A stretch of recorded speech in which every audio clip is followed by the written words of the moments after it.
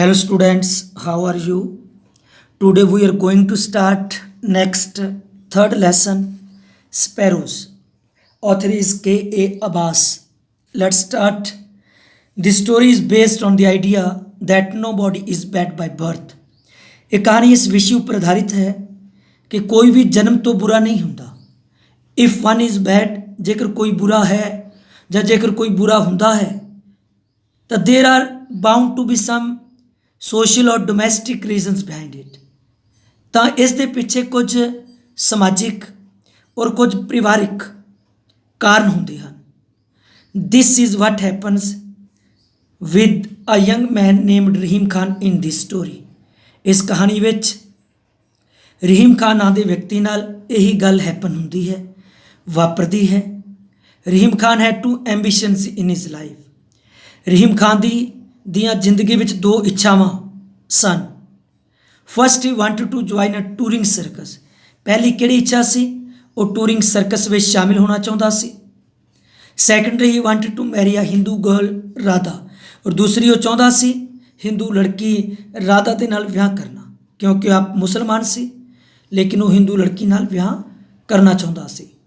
But his parents killed both his ambitions. ਲੇਕਿਨ ਉਸਦੇ ਮਾਤਾ ਪਿਤਾ ਨੇ ਉਹਨਾਂ ਇੱਛਾਵਾਂ ਨੂੰ, ਜੋ ਦੋ ਇੱਛਾਵਾਂ ਸਨ, ਉਹਨਾਂ ਨੂੰ ਕੁਚਲ ਦਿੱਤਾ, ਖਤਮ ਕਰ ਦਿੱਤਾ। ਦੇ did not let him join this circus. ਔਰ ਉਹਨਾਂ ਨੇ ਉਸ ਨੂੰ ਸਰਕਸ ਵਿੱਚ ਭਰਤੀ ਹੋਣ ਨਹੀਂ ਦਿੱਤਾ। ਦੇ did not let him join this circus. ਔਰ ਉਹਨਾਂ ਨੇ ਉਸ ਨੂੰ ਸਰਕਸ ਦੇ ਵਿੱਚ ਜੁਆਇਨ ਹੋਣ ਨਹੀਂ ਦਿੱਤਾ, ਭਰਤੀ ਹੋਣ ਨਹੀਂ ਦਿੱਤਾ। Then they got him married to a Muslim girl against his wishes. ਔਰ ਫਿਰ ਉਹਨਾਂ ਨੇ ਉਸ ਦਾ ਮੁਸਲਿਮ ਲੜਕੀ ਨਾਲ ਵਿਆਹ ਕਰ ਦਿੱਤਾ, ਉਸ ਦੀਆਂ ਇੱਛਾਵਾਂ ਦੇ ਵਿਰੁੱਧ। ਫਿਰ ਉਸ ਦੇ ਮਾਤਾ ਪਿਤਾ ਨੇ ਉਸ ਦੀਆਂ ਇੱਛਾਵਾਂ ਦੇ ਵਿਰੁੱਧ ਇੱਕ ਮੁਸਲਿਮ ਲੜਕੀ ਨਾਲ ਉਸ ਦਾ ਵਿਆਹ ਕਰ ਦਿੱਤਾ। All this brought about a big change in Rahim Khan's nature. ਇਹਨਾਂ ਸਾਰੀਆਂ ਗੱਲਾਂ ਨੇ ਰਹੀਮ ਖਾਨ ਦੇ ਨੇਚਰ ਦੇ ਵਿੱਚ, ਸੁਭਾਅ ਦੇ ਵਿੱਚ ਬਹੁਤ ਵੱਡਾ ਪਰਿਵਰਤਨ ਲਿਆ ਦਿੱਤਾ। He used to be very cheerful. ਪਹਿਲਾਂ ਉਹ ਬਹੁਤ ਹਸਮੁਖ ਹੋਇਆ ਕਰਦਾ ਸੀ। But now he became very bitter and ਕ੍ਰੂਅਲ।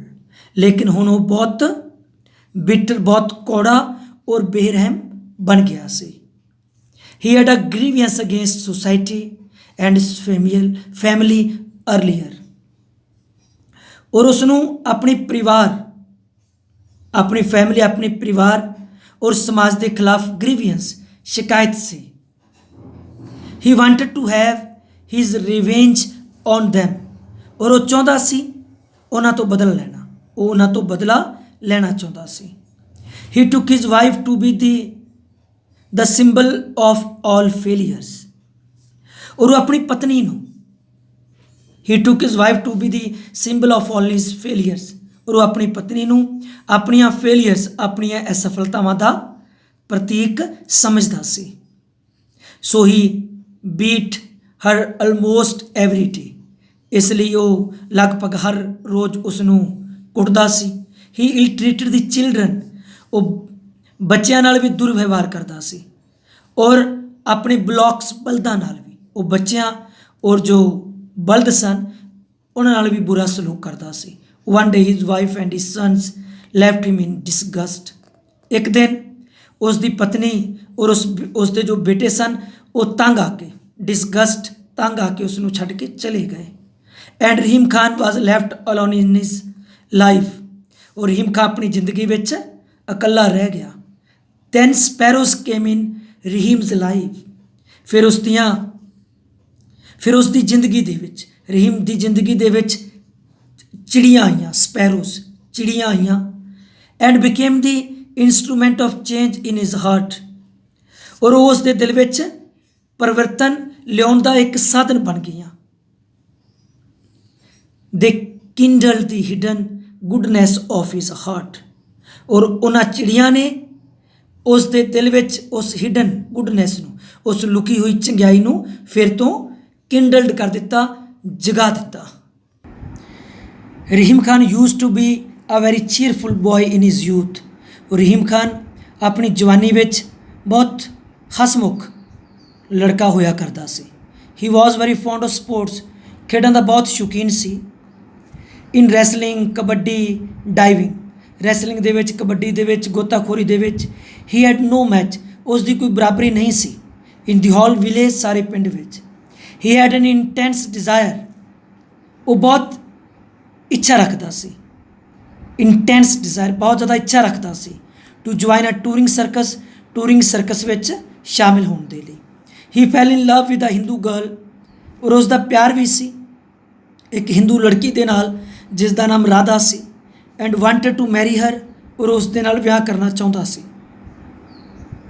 But both these ambitions of Rahim Khan were trampled most ਕਰੂਲੀ, ਲੇਕਿਨ ਇਹਨਾਂ ਦੋਵਾਂ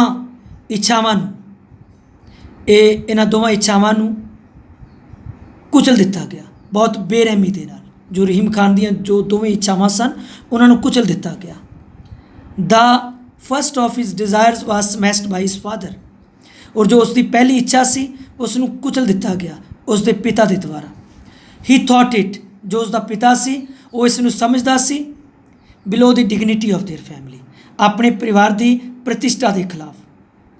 ਜੋ ਸਰਕਸ ਵਿੱਚ ਸ਼ਾਮਿਲ ਹੋਣਾ ਸੀ ਉਹ ਉਸ ਨੂੰ ਸਮਝਦਾ ਸੀ, ਜੋ ਉਸ ਦਾ ਪਿਤਾ ਸੀ ਉਹ ਇਸ ਨੂੰ ਇਸ ਤਰ੍ਹਾਂ ਸੋਚਦਾ ਸੀ ਕਿ ਉਸ ਦੇ ਪਰਿਵਾਰ ਦੀ ਪ੍ਰਤਿਸ਼ਠਾ ਤੋਂ ਹੇਠਲਾ ਕੰਮ ਹੈ, ਉਹਨਾਂ ਦੇ ਬਰਾਬਰੀ ਦਾ ਕੰਮ ਨਹੀਂ ਹੈ।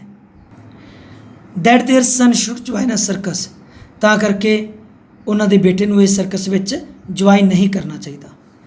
And religion stood in the way of his other desire, ਔਰ ਉਸ ਦੀ ਦੂਸਰੀ ਇੱਛਾ, ਜੋ ਇੱਕ ਹਿੰਦੂ ਲੜਕੀ ਨਾਲ ਵਿਆਹ ਕਰਨਾ ਚਾਹੁੰਦਾ ਸੀ, ਉਸ ਦੀ ਇਹ ਇੱਛਾ ਦੇ ਰਸਤੇ ਵਿੱਚ ਧਰਮ ਰੁਕਾਵਟ ਬਣ ਗਿਆ। ਰਿਲੀਜਨ ਧਰਮ ਰੁਕਾਵਟ ਬਣ ਗਿਆ। How could a Muslim boy marry a Hindu girl, ਇੱਕ ਜੋ ਮੁਸਲਿਮ ਲੜਕਾ ਹੈ ਉਹ ਹਿੰਦੂ ਲੜਕੀ ਨਾਲ ਕਿਸ ਤਰ੍ਹਾਂ ਵਿਆਹ ਕਰ ਸਕਦਾ ਸੀ।